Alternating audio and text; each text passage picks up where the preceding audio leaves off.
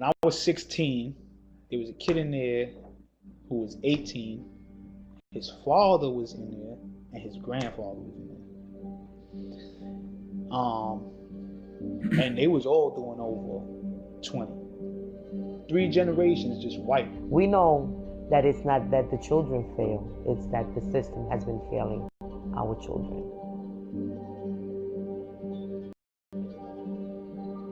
So who should be working and living and existing and offering the solutions to the traumatized young people from the community? It's important to bring individuals from the community because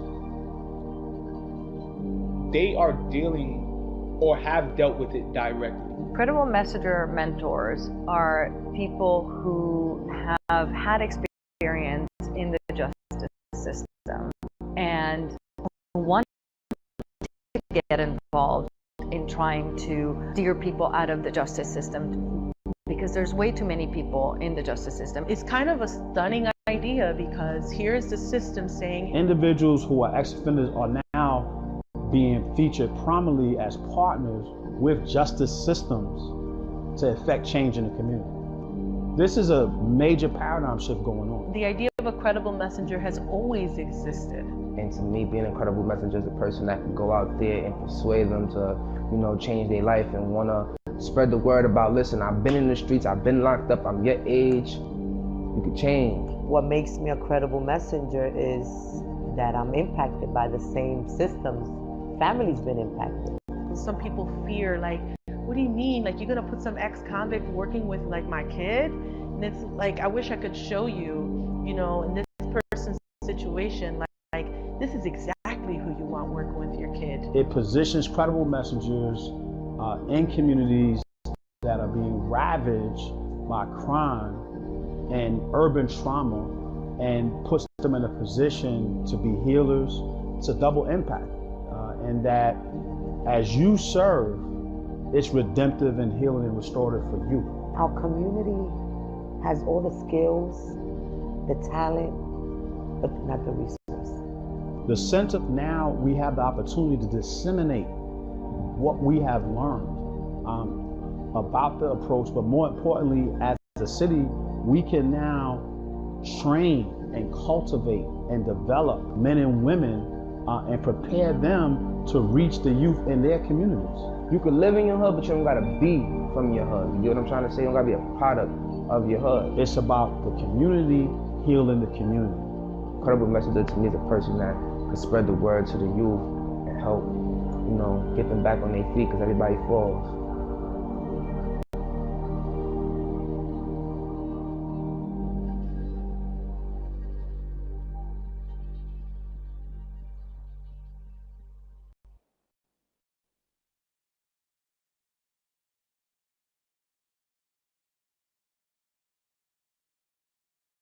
All right, good afternoon, everyone, and thank you so much for joining us here on the story of Arches. I would like to let you know the birth of Arches, exactly how this came about, where we're going, and so you have a little context as to the evaluation. Arches Transformative Mentoring uses curriculum-based group mentoring to help at-risk young adults transform attitudes and behaviors that have led to violence and/or criminal activity. It is designed to meet young people where they are in this process of pro-social engagement, focusing on changes in cognition and thinking that often precede the ability for successful conflict resolution and to secure concrete attainments in education and employment. The target population served by this intervention will include high-risk young adults between the ages of 16 and 24 who may struggle to make connections with various aspects of life, such as conflict resolution, healthy relationships, family, communication, responsible behavior, handling difficult feelings, education, employment, and/or exhibiting antisocial thinking. Arches is grounded in positive youth development and uses an evidence-based curriculum employing cognitive behavioral principles. The program has open enrollment. The group meets twice per week, 3 hours per session on average. Most sites offer 24/7 crisis support. A participant can attend 48 sessions for a period of 6 to 12 months.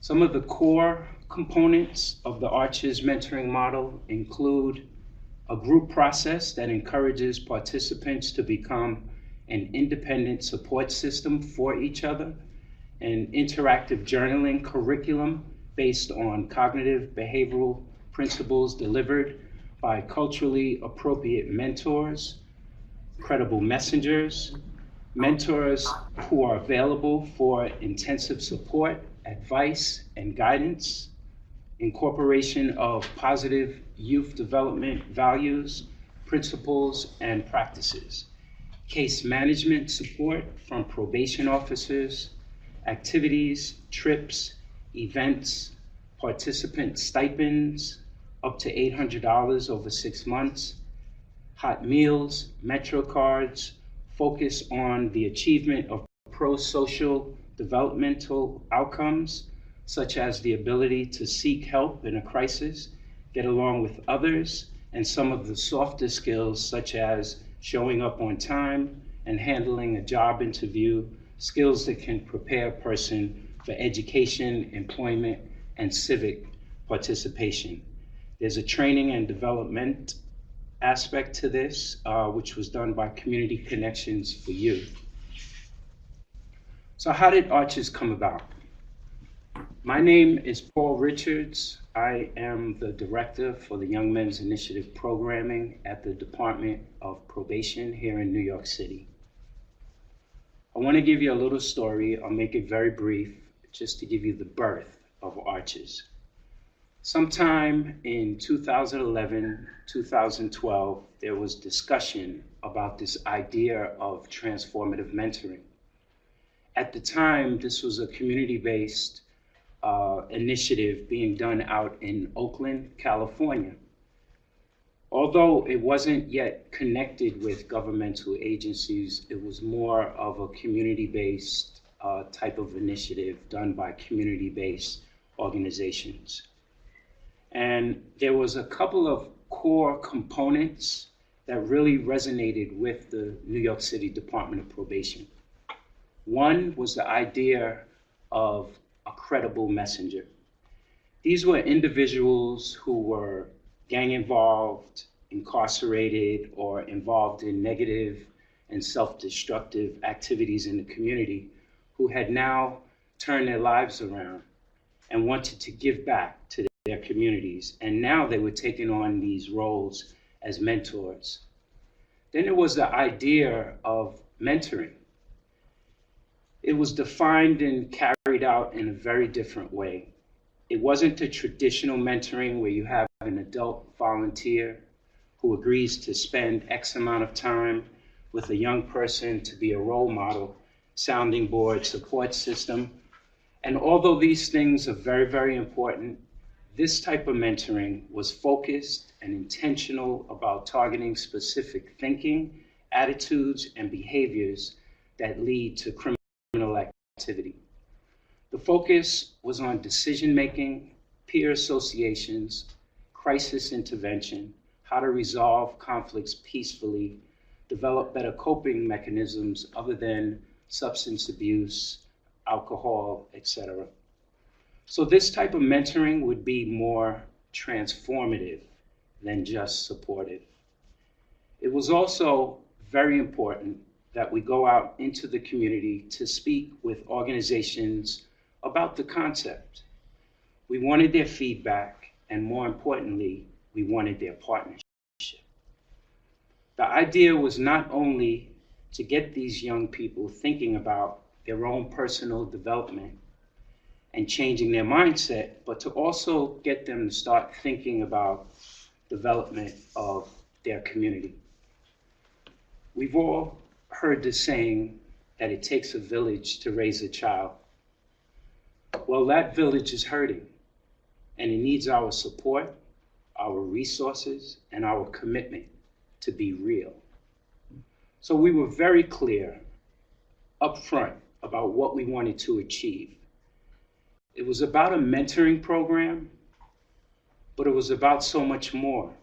It was about how does the New York City Department of Probation move away from relying on incarceration and punitive measures and move towards reinvesting in the community and building capacity for those communities to serve our young brothers and sisters.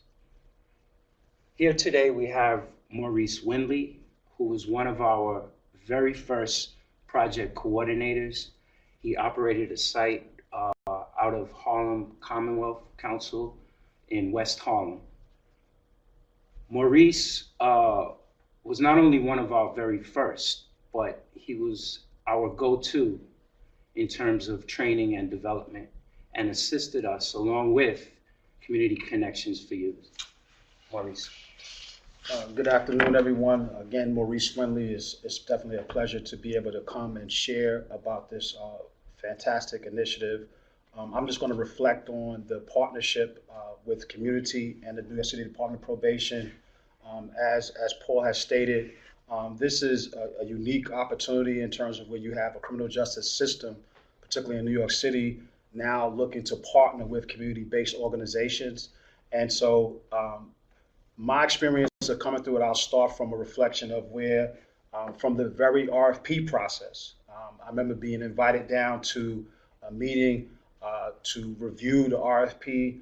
Immediately, probation broke the paradigm in that they asked for the input of everyone in the room and what is your vision, and they allowed everyone to speak into the process. So this idea of collective thinking, collective impact was set at the ground. From that point, I remember another pivotal opportunity when we convened with probation officers and other senior leaders of probation at one of the neighborhood probation offices. We actually did a training, an all-day training event where they met with credible messenger programs from across Harlem. At that time, it was about 4 programs operating in Harlem at that time, as well as the credible messenger staffs. And we all engaged in this deep relational, experiential exercises that really cause each other to see people not as objects, but as human beings. Typically, in communities of color, communities that have dealt with the devastation of criminality, there is an adversarial relationship with probation or anything that represents law enforcement. So for us to even come together, it represented also a healing opportunity, and again, to take strides toward authentic partnership. One of the things the training really brought to bear was that seeing each other in our unique contributions. One of the defining exercises of that day was when probation officers were actually in a role reversal where they were basically the client, and they had to get the experience of what a young person goes through. Throughout the initiative, working with probation officers, as he stated, we would receive the referrals. We had to partner with them, and it was a dynamic that had to be managed. Obviously, the young people coming to probation, they have their own set of ideas, and they look at us as an extension of that. So are you for me or are you against me? Can I trust you? We had to work through those things, and that came with communication, trusting in the credible messengers. That came through a lot of communication, consistent communication, dialogue, and also most of the time the opportunities came in the crisis. You know, we had young men, young women who, when faced with charges or potentially being violated, we had to make some critical decisions. But because the information was communicated in timely manners, there were many interventions that took place that avoided young people going further into the system. Again, as a community leader coming from Harlem, this really represented a major paradigm shift just to be able to partner on common footing with a government system where they were looking for your input for this initiative. And that's key if we're going to talk about community and government partnerships, specifically as it relates to launching this type of intervention. There has to be a level of transparency. There has to be a level of leveling the ground so that way everyone has equal voice and equal contribution. Again, it's a work in progress, and we believe that while we're here today has shown that this effort is validated. I think that when we think about relationships, and that's one of the core things, it's not about programs, it's about relationships. Many of our young people, the root cause of many of their experiences with the criminal justice system, the root is traced to relational deficits. And so when we are able to touch those relational deficits and impassion the officers, I've seen parole officers, probation officers rather, weep over these young people. And that's unprecedented. We've participated in graduations where they took these young people from seeing them as clients, but seeing them as their own children. And so again, he talked about the village concept. And so being able to foster a true partnership that's built on principles of love, that's built on principles of connection, and understanding how we as a collective can come together and strategize and build this relational web around our young people. It was pivotal. Like I said, there was many officers that we had the opportunity to partner with through a variety of trainings, and this was all key to the success of this model. Without the buy-in from probation officers, without the buy-in from senior leaders like Paul, commissioners, all the way down, it was a top-down, bottom-up approach. And without that buy-in, this would not have been able to move forward. Again, the community still needs to be healed, and being able to recognize that there's that need for healing was key. And being able to mobilize and empower community leaders. Credible messages are the elders. These are the individuals returning home from prison who have the influence in the community. Now you're giving them an opportunity to do what they want to do, and at the same time to be able to influence policy, to influence impact. So it's been a transformative experience all around in terms of just seeing young people seeing probation officers in a different lens, not seeing them as an adversary, an enemy, but seeing them as a resource and an ally. In the same vein, seeing probation officers, seeing credible messengers and their clients in a different lens, from a humane lens, from moving away from punitive and paternalistic views and really coming to a viewpoint of partnership. And so, again, this has been a tremendous journey. This is not a program. This is a movement. This is a profound social movement that is taking place. It's unprecedented to really kind of see this level of deep partnership taking place, and we're just beginning. And so we really invite you to really come and learn this approach, which is significant. I think that it can have major implications and impact to any urban center that's dealing with the issues that come from historic trauma due to criminality. Thank you. We'd like to turn it over now to Parker. Hi, good afternoon, everyone. Thank you to Paul and Maurice for kicking us off with background on the Arches program. So my name is Parker Krasny. I am Assistant Director of Programs and Partnerships with the Mayor's Office for Economic Opportunity. We've been involved with the Arches program since its launch in 2012. And we're very proud and excited to be sharing with you the impact and implementation findings. I wanted to give a quick introduction to some of the offices that were involved in the execution, but first I'll just mention you're going to hear today from, in presenting the evaluation from Matthew Lynch, Research Associate at the Justice Policy Center of the Urban Institute, and Nancy Andeloro, a Research Scientist with the Department of Probation.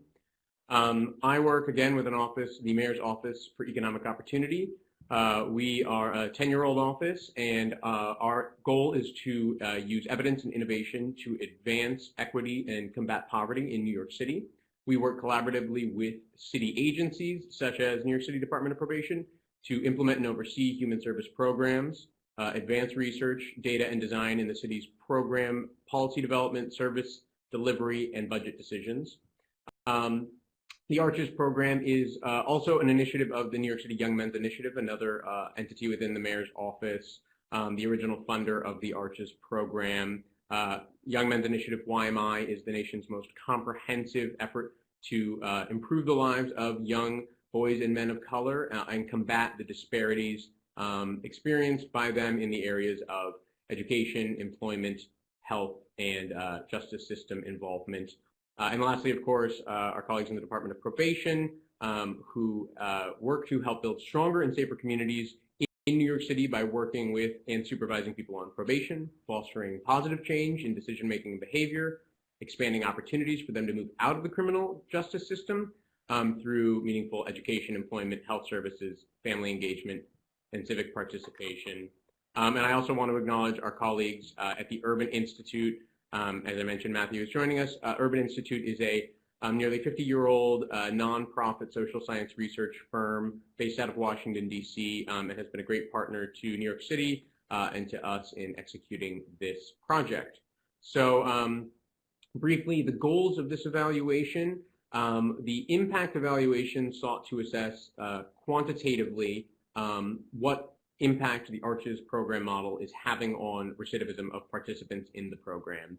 In addition to that, we engaged in an extensive qualitative evaluation, which you'll hear more about, the goal of which was to assess participant and staff experiences in the program, their attitudes towards the program, to identify best practices, and ultimately to develop recommendations for program enhancement, which you'll hear a bit about at the end. And before I turn it over to Matthew to talk us through a bit of the methodology about the program, I did just want to flag for audience members, you should see on your screen a chat box.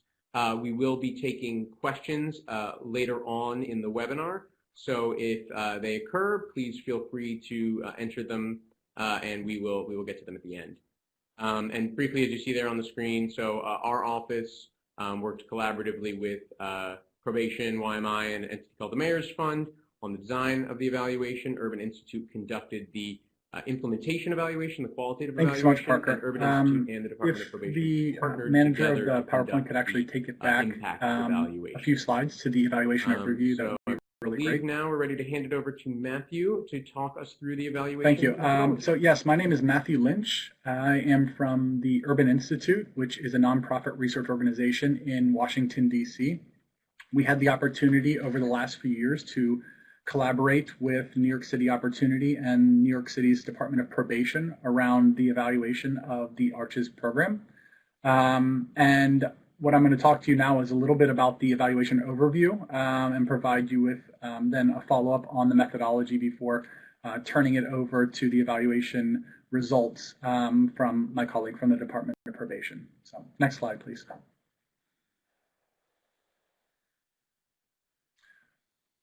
First, I'm going to talk quickly about the evaluation goals. First, Urban was selected in November of 2015 to be the evaluator for the Arches Transformative Mentoring Program in New York City. The research and analysis process for that evaluation actually took place from January of 2016 to June of 2017, and the final report is set to be released here in October of 2017, which is very exciting. The evaluation goals, we really wanted to align the goals of our evaluation with those of the Arches program. And the primary two goals of the program itself are to reduce the justice involvement of its participants, as well as to increase positive behavioral change for its participants as well. We identified some practices associated with successful operation and outcomes, and then helped develop some recommendations for program enhancements, which I will talk about in a few moments. Next slide, please. The management of the evaluation itself was very collaborative. Again, I mentioned the New York City Opportunity and the Department of Probation. We all worked very closely together to oversee the research design and as well as to conduct and to speak through the implementation and impact evaluation itself. But New York City Opportunity, with input from Department of Probation, Young Man's Initiative, and the Mayor's Fund, all oversaw the research design and execution. The Urban Institute primarily conducted the implementation evaluation, and the Urban Institute, along with the Department of Probation, conducted the impact evaluation. Next slide, please. Now I'm going to speak a little bit about the evaluation methodology. There are two pieces of our evaluation that I'm going to speak about. We did a mixed methods approach where we did an impact evaluation as well as a implementation evaluation. First is the impact evaluation, in which we conducted a quasi-experimental design We did propensity score matching to identify both a group of folks from the Arches program as well as those from similar groups of other individuals on probation that could make up the comparison group. We compared felony and misdemeanor arrest, rearrest, and reconviction rates of both 12 and 24 months after they began probation. We also investigated the role of the curriculum and the attitude and behavioral changes that the curriculum and the program was assessed to make. The implementation evaluation was conducted also by the Urban Institute. We initially were on site for quite a bit of these activities. We conducted a random stratified sample of the 18 current sites that at the time in 2015 and 2016 were currently running. We selected 8 of those sites for the implementation work and the implementation activities, which you can see on your screen included interviews with staff and stakeholders, focus groups with participants and alumni, site-specific observations, as well as a literature review that was conducted. The research questions themselves related back to those of the Arches program and included things like how the program was implemented, how it was perceived by its stakeholders, and any lessons that were to be learned. And Urban had individuals on site for multiple day site visits, we concluded the evaluation, the implementation evaluation, did some coding around that and turned those into lessons learned and recommendations. Now I'm going to turn over the next section of this presentation to my colleague in the Department of Probation to discuss the implementation findings.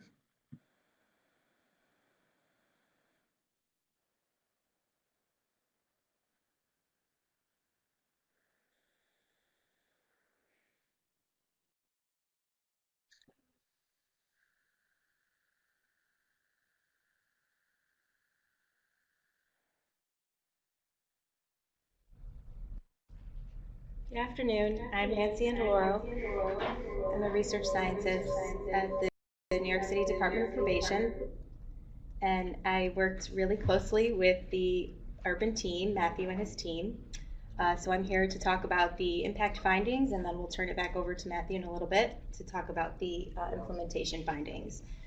So if we go to the next slide, I'll show you the primary findings, which are that the Arches group is less likely to be reconvicted of a felony when compared to a similar situated group of people on probation that are not in a program. It reduces 1-year felony reconvictions by over 2/3. That's 69% lower 12 months after beginning probation. And it reduces 2-year felony reconviction rates by over half. That's 57%. 24 months after beginning probation. And when we looked at this by age group, we found that the impact was driven, there were some significant relationships here by the group that are under age 18, so the 16 and 17-year-olds that we looked at. So if we go to the next slide, this is just a visual representation of what I just told you. So this is Arches versus the comparison group by all of the outcomes that we were able to assess, both arrests and reconvictions. And the major findings, again, are any felony reconvictions within 12 months and any felony reconvictions within 24 months. And you'll see for the felony reconvictions within 12 months, the stars represent statistical significance. It's a 1.8% rate for the Arches group and a 5.9% rate for the comparison group. The felony reconvictions within 24 months, you see a 6.2% rate for the Arches group and a 14.3% rate for the comparison group. And these differences are pretty big and rare, actually, for this type of research. To put it in context, if you consider, there have been controlled studies where when you implement interventions that use evidence-based practices, in an ideal situation, you'd expect a difference of 35% in the rate. And obviously, these are much larger than those ideal situations. So this is a pretty rare and unique finding, and it's also pretty consistent when we run it in a bunch of different ways. We ran different models to test if any changes would change these results, and they didn't. So they're pretty robust and very exciting findings. So going to the next slide. This is a little different to reorient here, but I'll show you. These are percent differences by age group. So we looked at first for the 12-month rates. The 0 baseline is basically no difference, and any bars that run below that is arches. The arches rate is lower than the comparison, and anything above that 0 baseline, the arches rate was higher than the comparison group. So just some of the things to look at. The starred bars represent statistical significantly different differences. And so we see some of those differences in the 16 and 17-year-olds, rearrests and reconvictions. You see some of the bigger differences, though, lower for the arches group for the felony reconvictions rate. But you'll notice that they didn't reach statistical significance, and we suspect that's because of the smaller sample sizes in those groups there. So it didn't reach that level, but the test suggests that they're approaching statistical significance. Going to the next slide, looking at the differences in the 24-month rates, you see now that the felony reconviction difference is large, just as in the 12-month, but also statistically significant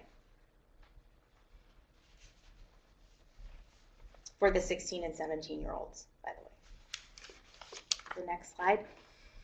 We also looked at the impact of the curriculum, the ARCHES curriculum. So we noticed that there were some statistically significant differences here by some of the outcomes, in particular in felony rearrests and overall reconvictions within 24 months. The boldface percentages represent those statistically significant differences. So we see that among the ARCHES group, those that did not complete the curriculum for ARCHES, which is the completion of the interactive journals, which were discussed, I believe, and also the completion of all of the group sessions. So you see those rates are are higher than the rates for those that do actually complete the entire ARCHES curriculum.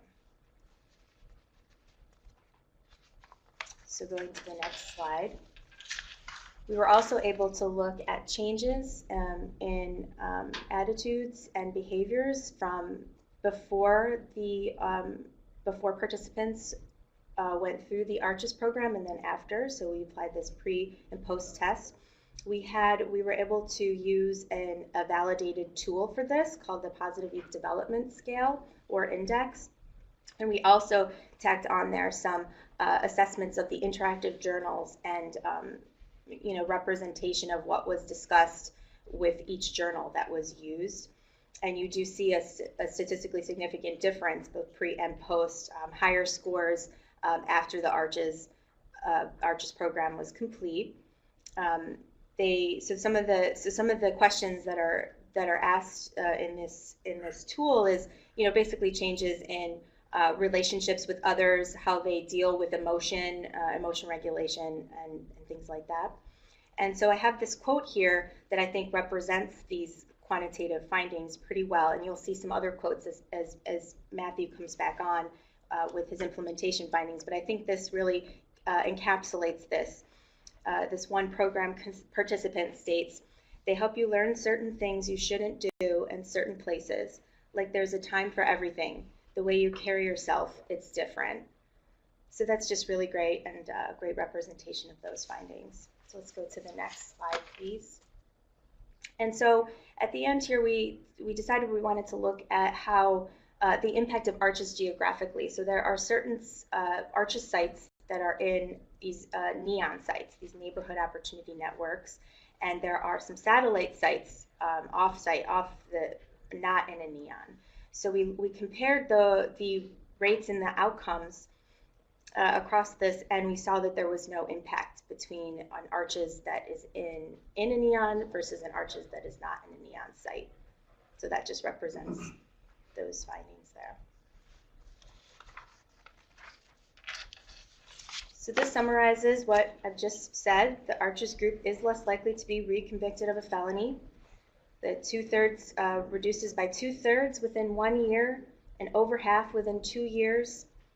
The curriculum completion is related to recidivism reduction, and the pre and post assessment shows gains in those key attitudinal and behavioral indicators that we were able to measure. All right. I think I came back. I'm sorry. Thank you. So now Can I'll turn we it go over back to one Matthew slide, please? again. Okay. So now I'm going to talk a little bit about the implementation findings from the Arches evaluation that was conducted by the Urban Institute. Next slide, please. These are broken up into 3 different areas, first of which is best practices, the next of which is the barriers to successful programming, and the third of which will be recommendations from our office. So the first is best practices, and on each slide I'm going to talk about a couple of the best practices and provide a couple of examples of different stakeholders and participants who spoke to those issues. The first of which is close and supportive relationships with mentors and peers. Our urban staff really observed quite a family atmosphere. It was introduced very well at the beginning of this webinar, but the case can be made that that's one of the strongest pieces of the Arches transformative mentoring model. Mentors' status as credible messengers and their availability 24/7 really did provide supports to have individuals improve their attitudinal and behavioral change over the course of the program. And it really also helped build deep connections to both the mentors and the program directly. It helps build trust and communication through a bunch of the different conversations that they would have in the group mentoring and individual conversations. And group mentoring and alumni engagement supports positive peer influence and role models. This can really be stressed through the quote that we provide here from a program stakeholder. Of the mentors I hired initially, one had done 10 years in prison, another might have sold drugs but never went to jail and instead went to a conversion program. One of my mentors was a therapist, another was a woman who grew up in foster care. If a kid came in with an issue, we had our little mod squad to address it. And that really was the case, and this was cross-site. We recognized that these close and supportive relationships and access to the mentors was really the case. The second best practice that I'm going to talk about is the flexible programming structure and how it helps improve engagement and outcomes. Individuals, the mentors themselves were meant to be available to participants 24/7. And there was also a rolling enrollment that's really supported the participant integration and peer influence. And the group mentoring structure really enhanced the relationship development and the organic mentor-mentee relationship and assignment of mentors. And one of the quotes we have here from our evaluation work suggests that we have to have our door open 24 hours a day. I don't mean physically, but each and every one of the participants has my number. This is about you having access to somebody. You have that linkage to somebody. You want to make sure that it's always present. That was from a program stakeholder at one of the program sites that we were on. Next slide, please. Continuing with best practices, the DOP, it was suggested by a bunch of different interviews and focus groups that the Department of Probation and provider relationships were very strong. There was a good working relationship between the Department of Probation's manager of the program and the program sites. They were in constant communication.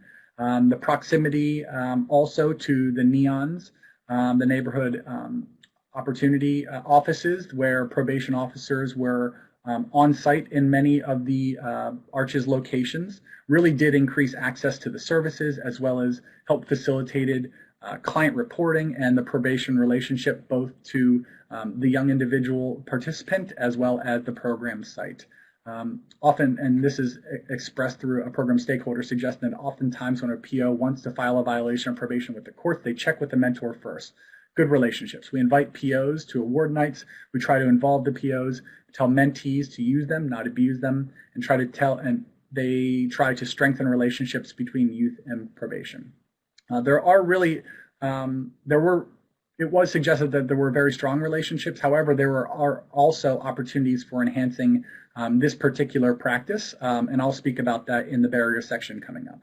The final practice that I'm going to talk about that we identified as a very strong component of the ARCHES program was the technical assistance. It was very much valued.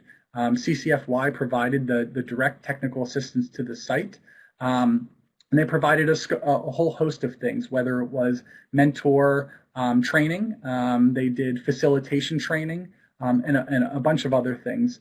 But there was definitely a desire for an expanded scope, and that expanded scope was around things like on-site coaching, new training content to include trauma-informed care and crisis intervention.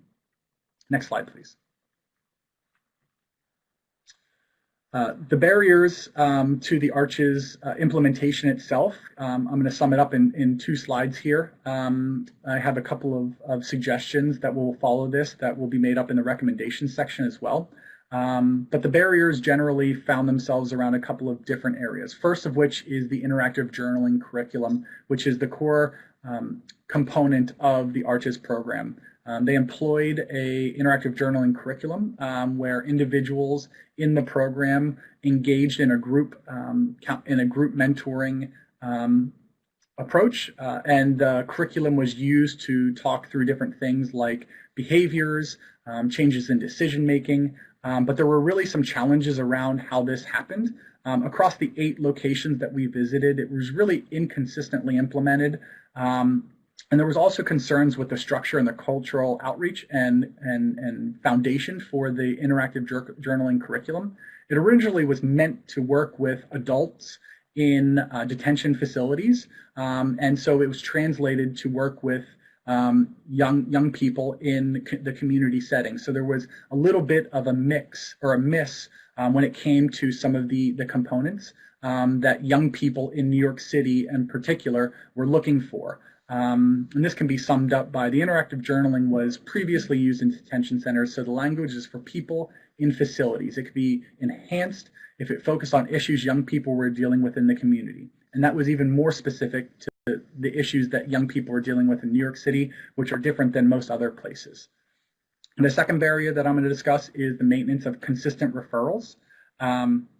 There really was an insufficient and inconsistent referral base. This was emphasized by program sites as well as other stakeholders, that just access to a population of young people who were in need of this was limited, and that could be for a number of reasons. While I mentioned the supports and the general positive relationship that the Department of Probation had with the sites, there were definitely still room for improvement.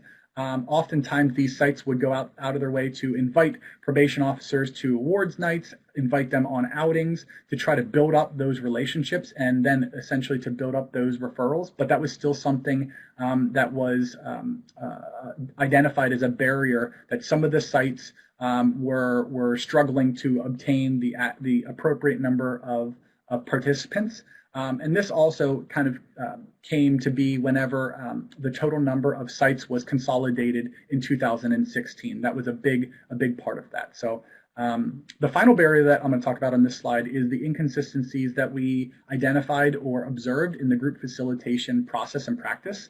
There really was just a variation in skill across the mentors, and that can be expected. But it was also across the sites. There was a wish both for on-site and also the mentors and the program coordinators for an increase in training opportunities to enhance the facilitation of the mentors when conducting these group counseling and interactive journaling components. The first and last barrier that I mentioned on this slide really do kind of go hand in hand. The interactive journaling curriculum and that of the group facilitation practice. Inconsistencies were seen across sites for both, and likely the conversation for recommendation should take both into consideration. Next slide, please.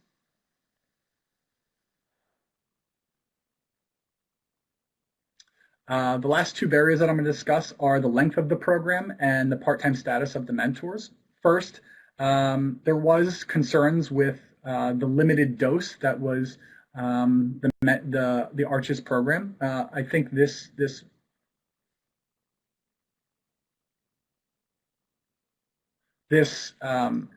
quote says it best. It's ridiculous to think that someone can change behaviors in 6 months after it took 16 or 18 or more years to develop. This is definitely one of the concerns that most of the sites had, that they had wished that the program and the available resources were extended beyond the normal 6 or 9 months and were well beyond 12 months.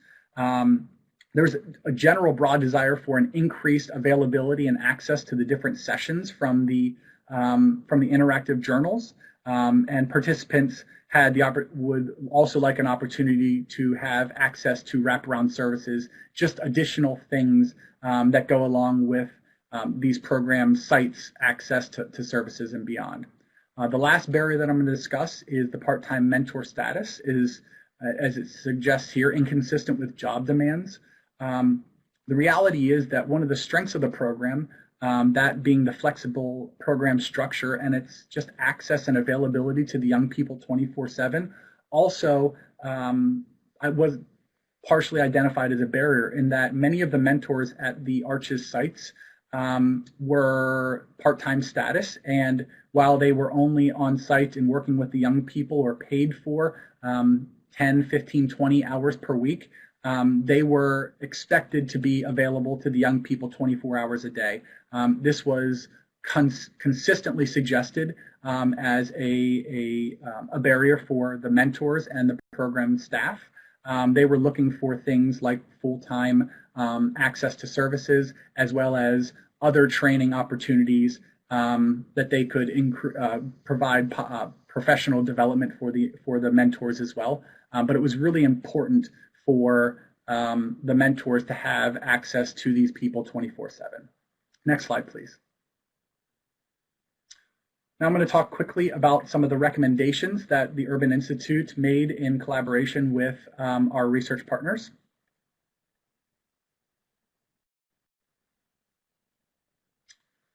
There are 8 recommendations that we have here. There are actually more that we have in the final report that will be released this month. But I'm going to identify a couple of them here, which I spoke to in either the best practices or the barriers, or in many cases how they overlapped. The second bullet here is tailoring of the curriculum. And there really is an emphasis and a wish that the curriculum could be more consistent with the needs of the young people in New York City. The Urban Institute suggests that not only does the curriculum be tailored, but it also align with participant experiences directly, and that might mean bringing in participants, both current and past participants of the Arches program, to help in the redesign of this curriculum. Also speaking to the issue regarding the length or the dose of the program, we would suggest that it expand the program frequency, the length, and the alumni engagement. I can give an example of one of the observations that we conducted in which a young person who was not in the program anymore, was an alumni, entered the conversation that evening and began telling a story about how their day went and how the Arches program had impacted their life directly. It was one of the most fulfilling parts of the work that we did in identifying just the level of fulfillment that he had from being able to speak to this. So there's really opportunity here for a couple of things. One, because the engagement with the young people who are still in the program was so high, there's an opportunity for the potential for alumni to take part-time, maybe credible messenger classes to come back and be a part of this program in a more specific way. It's definitely worth speaking to expanding eligibility for younger participants. Nancy spoke just recently about the impact that the Arches program had on young people, and a service gap that was identified was that the young people that were age 14 or 15 that might not have access to these services would be of benefit. So maybe expanding the access or eligibility to younger participants would be another one of the recommendations that the Urban Institute would make. But in the end, the outcome, the impact evaluation itself, as well as the implementation work that we did, really suggests that Arches is a very strong program. It works. It should keep going and increase the collaboration for the next phases and the next steps in the programming. Next slide.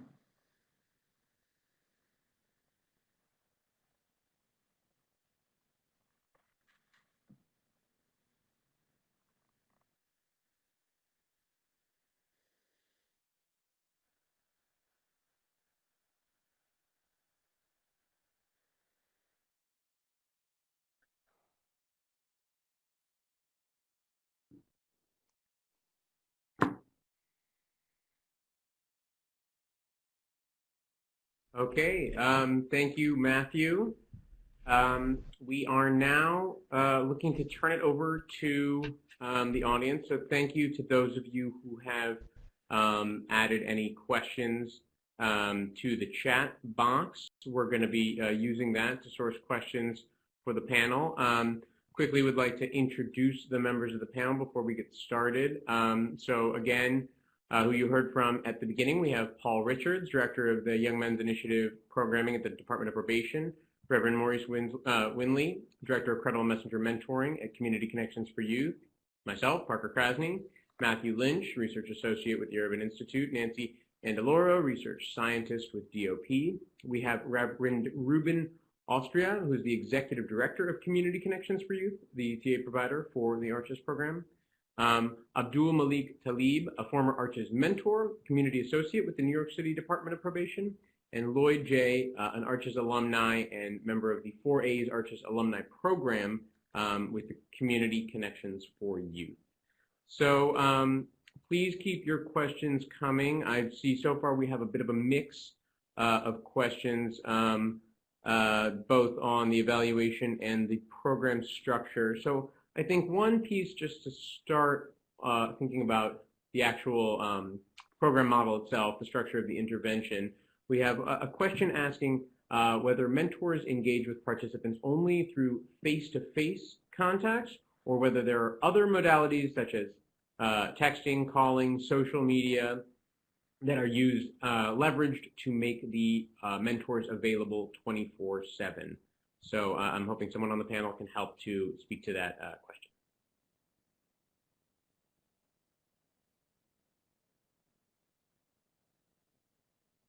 Contact and stay in contact with our mentees on phone, Facebook. Some of us have Facebook accounts and allow young folks to stay connected to us on Facebook through the social media chains, whether it's Twitter, Instagram. So we stay as available as our young folks need us, and as it present, kind of keep some of our private life out of their sight. But for the most part, we use the social media avenues to stay in contact with our young folks.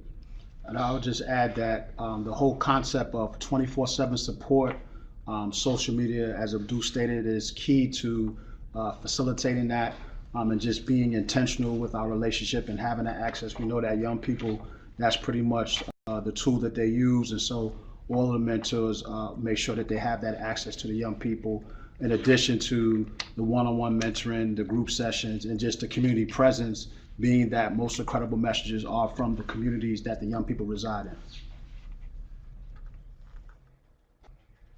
And I can just add from the city's perspective, there are certain mentoring programs that have minimum doses of contact recommended. I'd say we sought always to really give flexibility, agency to probation, to the providers, not to strictly codify any of that. The one-on-one mentoring is an optional component. I think that the real goal of the group mentoring, outside of delivery of the curriculum and the work that's done in the groups, is to give exposure to participants, to multiple mentors, so they have opportunities to organically develop relationships with the mentors where they really connect. And from there, moving into that one-on-one mentorship. And I believe probation, correct me if I'm wrong, but I believe we see approximately 60 to 70% of participants who engage in group mentoring moving on to then engage in a one-on-one mentoring with an individual mentor at their site.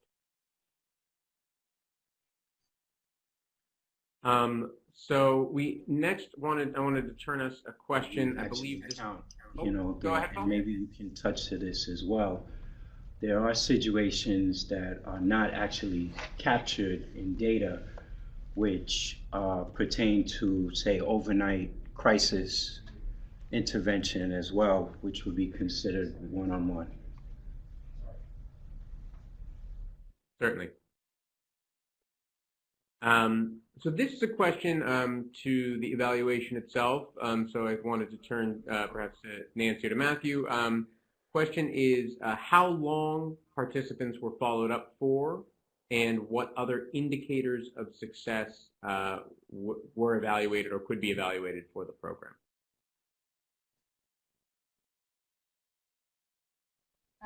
So we followed up 2 years after the participants started probation, their probation sentence. So the program runs 6 to 9 months. So we were able to follow them half a year or a little more post their ending the program. Everything that we were able to assess, the successful, some indicator to measure success in the program, we put in the report. So everything that I've just talked about today is pretty much everything that we were able to get from our data, which are the recidivism outcomes, arrests and reconvictions, and the completion or non-completion of the program. And of course the pre and post measure of the attitudes and behaviors in the program, before and after the program. And I'd like to add to that just that 2 points. One, regarding the criminal justice recidivism rearrest data, that was data that we collected directly from the state through centralized databases tracking that, not data that require individual follow-up with the participants. So it is objective data, and also did not put the burden on the providers of doing that follow-up. With regard to other outcomes, I can just say we made a conscious decision in our office not to ask probation, not to ask providers to systematically track education, employment, other post-program outcomes, in part because there was a desire to allow the sites to focus in on the work they needed to do with the participants related to the curriculum, the mentoring, and there is always a risk, especially as data flows up in the city, were we to ask for job placements or educational enrollments, that the program could very quickly be reduced to those metrics, those measures as an indicator of success. And there is then, of course, a risk that providers shift their emphasis in terms of activities and their work with participants to focus on trying to achieve those outcomes. So in making a conscious decision not to track those, as much as we knew they were taking place and we knew providers were well aware of those achievements, in not tracking them and reporting them up citywide, I think it ensured that sites would maintain the flexibility to develop their own priorities and how they worked with participants. And I think we're proud to see the results, obviously, with our findings related to recidivism reduction. So another question coming in from the audience is, after reviewing the data, are there going to be any modifications to the interactive journaling curriculum, I believe based on some of the findings that were flagged by Matthew? So I'd like to turn over to probation to hear your thoughts on that. What we're doing, that's definitely under review. What we did was we called the providers in together to try to come up with a better alternative, because we don't want to change unless we actually have a replacement for those journals. There were a few ideas that came up that we kind of liked that are on the table right now that we're thinking about. And although We you can't also hear me, wanted this to is bring in some of the mentees as well to find out yes. I'm what sorry, they my like web camera is and not what's working right most now. But helpful for them just to as add to well. that, So and it's in line with definitely the on the recommendation that table. Urban would make around this is we did suggest to establish different working groups with participants, both And I current can add to and that too, past just that participants, these findings alumni, have also. program stakeholders, just to help re-guide and Matthew? guide this revamp of the curriculum if one is made.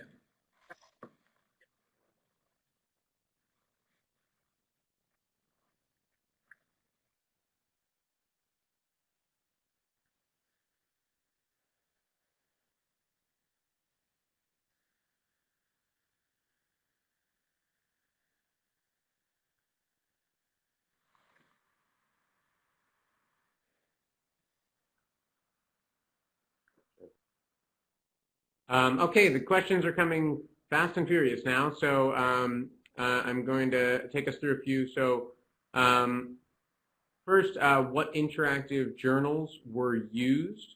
Paul, I believe you can answer best, but I believe they were from the Thinking for Change, or the Change Companies, excuse me. Is that correct? Thinking for Change series. There are primarily 4 journals that we used. One was Responsible Behavior, Individual Change Plan, Handling Difficult Feelings, and Responsible Behavior. Gotcha. And there is a question along those lines too, whether the curriculum will be available for other organizations to review or use. I can just, to the point on the journaling curriculum specifically, that is an off-the-shelf series that is available for purchase for other municipalities. In terms of sort of broader support for implementation of the broader program model elsewhere, I would, I guess, turn it back to you, Paul, or to CCFY to speak a bit to what options exist there. I think the curriculum had lots of positives as far as some really good stuff around cognitive behavioral change, motivational interviewing, stages of change. But the point the evaluators made about the cultural suitability of the curriculum is really well taken. We found that most of the mentors, when first getting trained on the journals, just, you know, there was stuff about the language in it that was very deficit-based. As the evaluators mentioned, it was something that started in facilities and kind of had a lot of that, you know, you need to focus on fixing your criminal behavior. And as a training provider, we really sought to give the mentors the freedom to try to understand the core lessons of the journals, but really to remix it, if you will, or to deliver it in a way that was culturally competent, and to have a lot of flexibility as far as kind of bringing in their own flavor, their own style, using music videos, using personal life experiences to communicate the lessons. And I think what we're seeing in some of the further iterations of this work in Washington, D.C., they're experimenting with this model and actually doing some really exciting stuff where the mentors and young people themselves are designing curriculum on an ongoing basis as they kind of zone in on these core values and these core principles. So I think there's a lot of good stuff there, but there's also, we see some of the most exciting things, also as the evaluator mentioned, when young people who've been in the program get to try their hand at facilitating a group and take some of those lessons and then again kind of remix them and redo them in a way that really speaks to their reality and to their social context. Lloyd, you want to say anything about the curriculum? So about curriculum that we use when it comes to running these lessons and preparing the lessons, you know, we start off with an icebreaker to really get the group comfortable, and then we move on. You know, well, first is the check-in, and then the icebreaker. You know, we check in with them to see how they're doing, how the day was going. You know, if the weekend had passed, what did they do on the weekend, and what things did they get accomplished. From there, we implement the icebreaker where, you know, we get, you know, if it's a new group, we get them to feel more comfortable, you know, with each other. and just help each other, really get to know one another more better. From there, we have the lesson, which, the lesson we would take from the interactive journals, and we would implement it within the lessons, which, whether that be, responsible behavior, building relationships, and I think that pretty much about sums it up. And then, like I believe Ruben was saying, we remix it in a way where we're able to, we're able to get the youth to, receive the language, in their type of way. I think that's, yeah. So one thing, I'm sorry, I didn't mean to cut you off. One thing that I wanted to actually get out there is that this particular model is not necessarily etched in stone. It's a mentoring program, it's Arch's mentoring program, but this is a movement, right? So it's always evolving. Right now, we, in partnership with the Silberman School of Social Work at Hunter College and Community Connections for Youth, the Department of Probation, we've developed a Credible Messenger Justice Center. It serves as a training and research center, policy and practice thought leader, a program incubator for an approach to social reform at the intersection of government, community, and academia. The Credible Messenger Justice Center seeks to improve, legitimize, and the practice of credible messenger mentoring and other programming in communities and jurisdictions around the country. I would like for Ruben to kind of just really elaborate on how that came about and where we're going with the Justice Center as well. Okay, so as you've heard, obviously there's some amazing impact results as a result of credible messenger mentoring. I think, as the researchers said, things like 57%, 69% reductions in recidivism, felony reconvictions are things that whether you believe or like this movement or not, are things that you want to pay attention to. But what we've seen with this, as Paul says, a movement, is that this credible messenger movement, this is not something that started here in the Department of Probation. It didn't start in 2012. Credible messengers, whether they were calling themselves that or not, have been doing this for years. And we've seen men and women who are coming home from prison who have just made it their life calling to reach back and help other young people not have to go down that path. And so this project was very inspired by people like Eddie Ellis and others who kind of coined the term credible messenger to talk about returning citizens coming home. But what we're seeing is that all around the country there are these movements of credible messengers. Most of the time they're doing the work without funding, without support.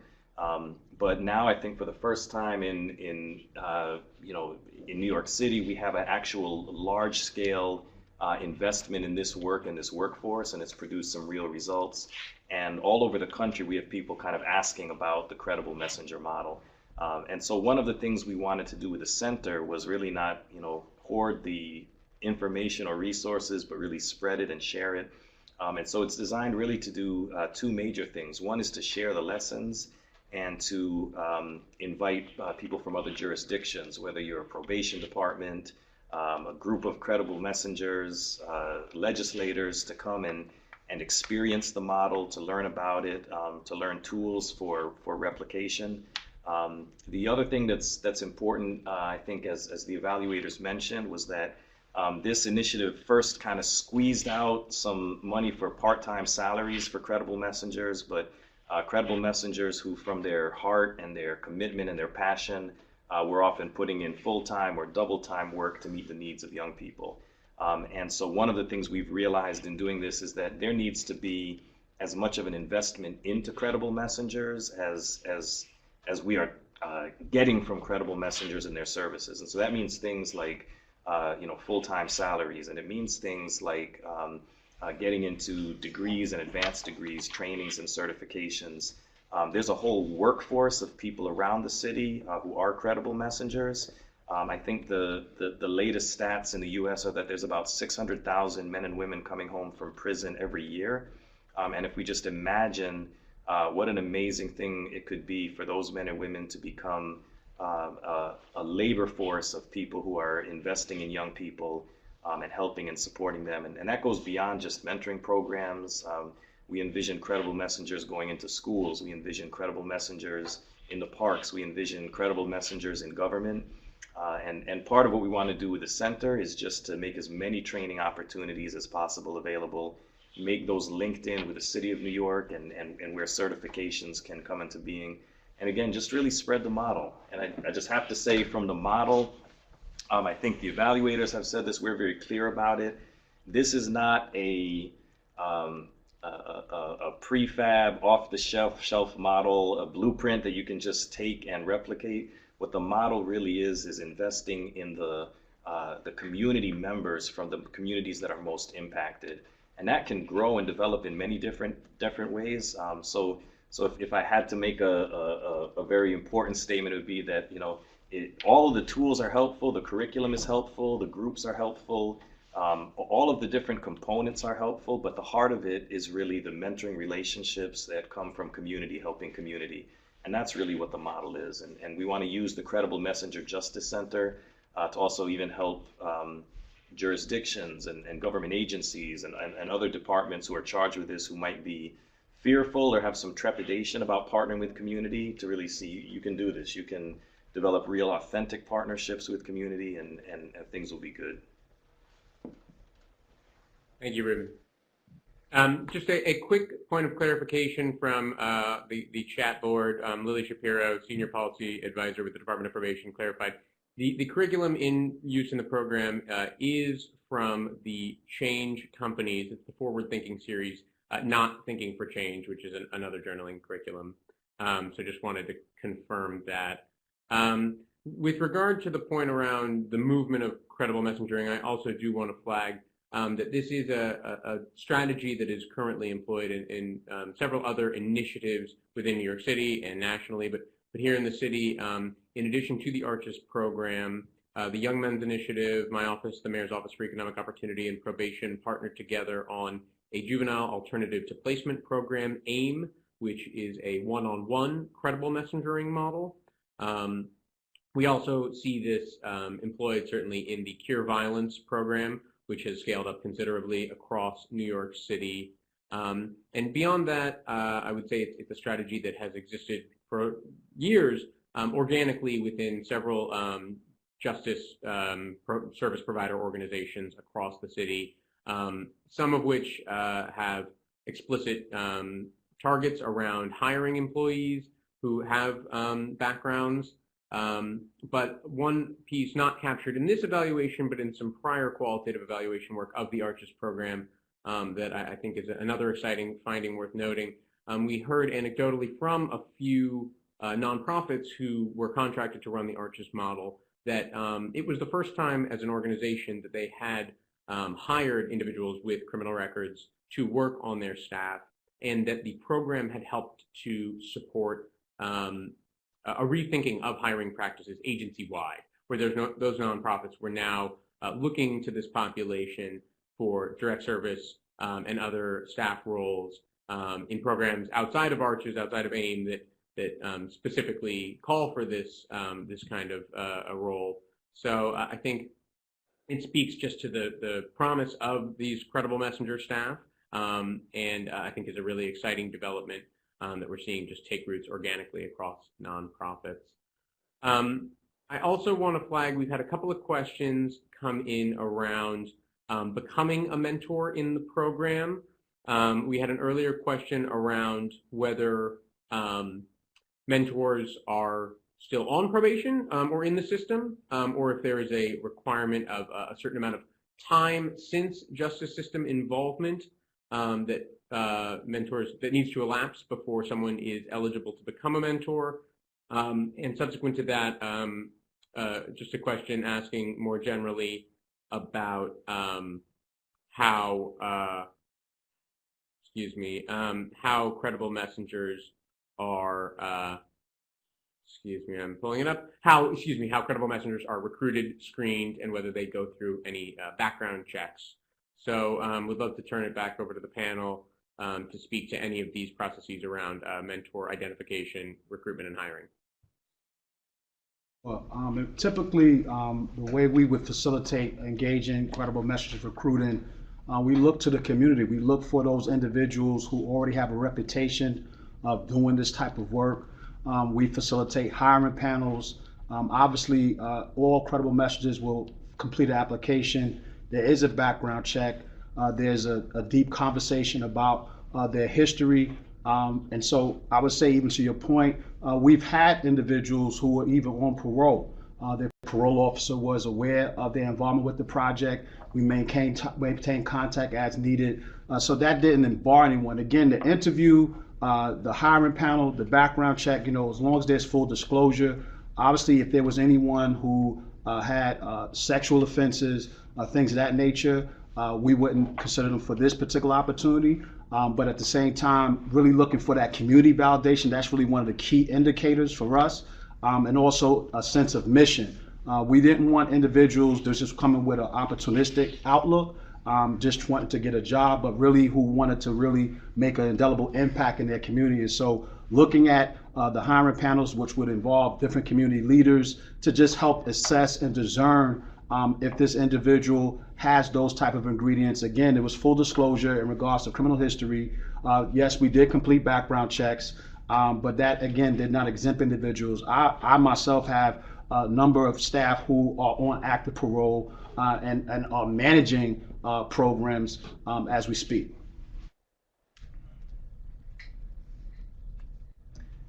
And I just think too, historically you get things like saying, well, there should be a 5-year gap between your release from prison or your last reconviction. But I know within the context of this Arches program, there's men and women who have come home from prison and within a month been hired as a mentor in this initiative. But it's not just out of the blue, it's because maybe somebody who's been home for 3 or 4 years, that person was their mentor behind bars. And they could say, going back to wherever it was, if it was Sing Sing or Attica or, this person mentored me, this person helped me turn my life around. And so groups like Exodus Transitional Community that have those relationships kind of in and out of prison are really key, right? That you're not just looking for somebody who does or does not have a certain record on their background, but rather you're looking for a history of being a life transforming person. On the other hand, we have people come in who are very young and new to the work, and that could present its own challenge, but a really good ingredient for that was if you had a lead mentor who was kind of an older, respected, very strong leader who could take some of the younger credible messengers under their wing and really kind of mentor them as they mentored others.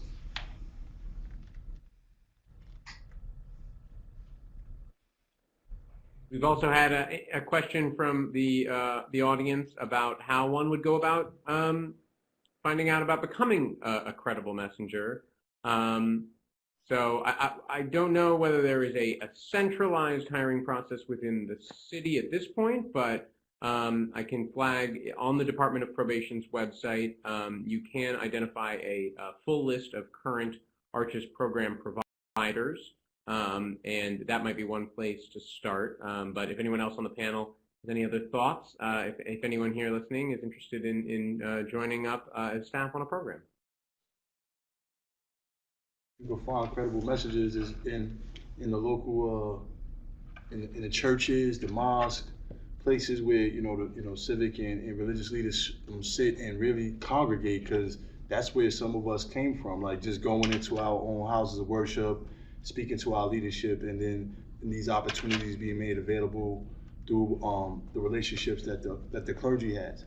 Also, I'm just gonna say, if you're good in your community and people know you, those that are involved will always, they're looking to help just give that message and help somebody else change their life. They'll always share, like, listen, this is what I'm doing right now, and if you want to be a part of this, then come on. And then it's like, word of mouth, that whole referral piece. Like, so if you know someone who's already involved in it and you're interested, just speak to them, and definitely you can look at go into your houses of worship and see if there's information in the houses of worship, and if somebody there can point you in the right direction. I believe also that if you're interested in pursuing a career as a credible messenger or volunteering or a job, that you can go to the website, the cmjcenter.org. That's CMJ as in Credible Messenger Justice Center.org. And just sign up for more information. One of the things that we anticipate happening, I mean, there's probably a couple hundred credible messengers hired right now through initiatives like Arches, Next Steps, also through the Cure Violence programs. But our vision for this Credible Messenger Justice Center is that that just more and more people who fit that category can step up into leadership roles, whether that's a full-time position, or it may be something like just doing some groups with young people in a middle school a couple hours a week. We just see that around this city, probably around this country, there is such a need and a hunger among young people to have somebody to look up to, who looks like them, who's from their community, who's been through what they've been through. And we've got way too many barriers out there about who can and cannot work with youth and who can and cannot work in certain situations. We really believe that credible messengers are the answer to so many of the challenges that we face. And so if you are interested in getting on that path, we'd love to connect with you. So please go to the website and sign up, and we'll figure a way to meet you at some point in time. Thank you. And I want to make sure before we run out of time, we had a nice meaty question earlier in the chat, which is, how do we make sure that this program is institutionalized? How do we make sure this program keeps going? And I can just say, I think we've spoken to this a bit with discussing the forthcoming work of the Credible Messenger Justice Center. I think we are all hopeful too that this evaluation report, having demonstrated not just impact, causal impact with the program, but really of a magnitude that is unique on participant recidivism, that this will certainly support the city and other jurisdictions to keep this kind of work moving forward. Additionally, I would flag that this is a program that was originally privately funded through the Young Men's Initiative with a grant from Bloomberg Philanthropies. And the program operated for several years with that funding. And prior to this evaluation being complete, the city did, upon the end of that grant, did make a commitment to sustaining this program moving forward, and has committed new public dollars to the Department of Probation, which has allowed the program to stay alive. So I think as it stands now, this program is well positioned to thrive, but I certainly would love to hear more from the panel too on what more you think we all need to do to ensure that this program stays institutionalized and stays alive.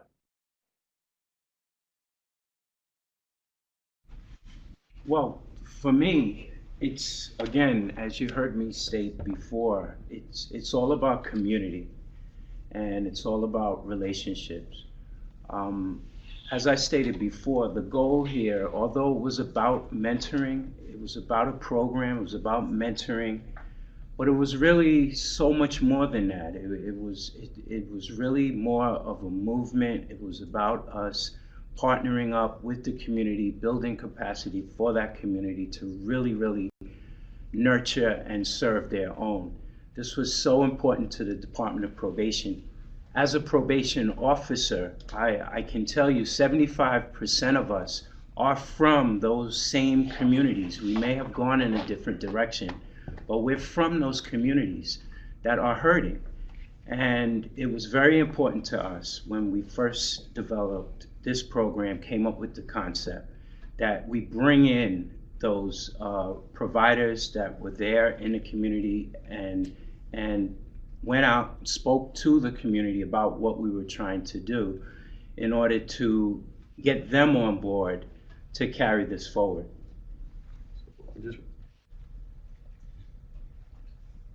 I think also just really those that are impacted, and it's on all levels of people that have been impacted, whether it's the actual mentees, the mentors, the system stakeholders, really going and taking their messages to whoever is willing to listen to it, and sharing the stories of what has happened and how it's transformed even the lives of the officers who get involved with the young folks that have been clients and now are working as credible messengers. Like Lloyd here, being a credible messenger, a mentee, moving through the system, over several years, from program to being a participant, to becoming a mentor himself, to now sitting here to really be a messenger of what has transformed his life. Myself coming from the institution to doing the work in the community, to be able to part of the structures that kind of have formed what transformative mentoring looks like over the last 5 years, to really just go out and continue to give this message to the people and say, listen, this is something that works. It doesn't work for everybody, but it's definitely an opportunity to do something different, dynamic, and just change the conversation, the focus on what happens to our young folks, entering into the criminal justice system. And expanding on that, I just want to say, from a research and evaluation perspective, to carry that message, showing that this works, is really basically evaluations like this, and replication and retesting of it to show that these are real outcomes and it works. And I would say too that the don't want you to miss what Parker said about this may have been started with a nice big grant from private philanthropy, but New York City, once they saw, even before the evaluation results were in, but when they saw the impact that it was having, figured out a way to work it into the actual probation budget through tax levy money, through committing public dollars that are pretty much expected to be there on an ongoing basis. Michael Forte, who is, doesn't like the publicity, he's the man behind the camera. He was instrumental in figuring that out. But I think we're really at a moment in this country where we've realized that incarceration doesn't work. There's a lot of talk about how to move resources from the criminal justice system to support people in communities. Some good work has been done about moving those things into services and into kind of more of the mental health and substance abuse. There has not been enough reinvested directly into impacted communities and into the individuals who are most impacted. And I think what Credible Messengers does is it allows those resources to be reinvested in the very people who can actually make a difference in the community. So if we think about the money that is out there, that could come from closing prisons, that could come from reducing the amount of people who are flowing through this justice system, there really are a lot of resources out there to invest in this work, and that's investing in people instead of punishment. And I would just add to look at the existing systems within the community, whether it's schools, et cetera, to find and carve out niches for credible messengers to be gainfully employed and bring what they bring uniquely to those spaces. And again, as Ruben's already said it, just to invest in the power of transformation. Push the envelope on the stigmas that are often placed on individuals who have once upon a time violated laws, and really look at the value of that experience and how they can really share that in a strategic, significant, and sustainable way. And on the research front, I would flag too, as mentioned, we do anticipate the final report of this evaluation is going to be released publicly later on this month, and we will ensure that all attendees of this webinar will be sent a copy. Additionally, we are going to be presenting these findings at a couple of national conferences upcoming, and looking to further disseminate them through other research clearinghouses and media outlets. So we are very hopeful that we can really use this research as an impetus to ensure that this movement continues on and thrives moving forward. Lastly, from Charles Dodson, I just see a comment which feels pertinent to this point. A movement isn't a movement if it doesn't move. The great people on the panel have helped to build a Credible Messenger initiative in Washington, D.C., and we are changing lives and reimagining the justice system. Keep up the great work. So in Washington, D.C. and elsewhere in the country too, we've seen interest in this model, and we are very confident that we're going to be able to carry it forward. So I want to end there. Thank everyone who's joined us on today's panel, from Probation, CCFY, our colleagues at the Urban Institute, and with the Young Men's Initiative. Thank you all for joining, and keep an eye out in your inboxes for the final report to be released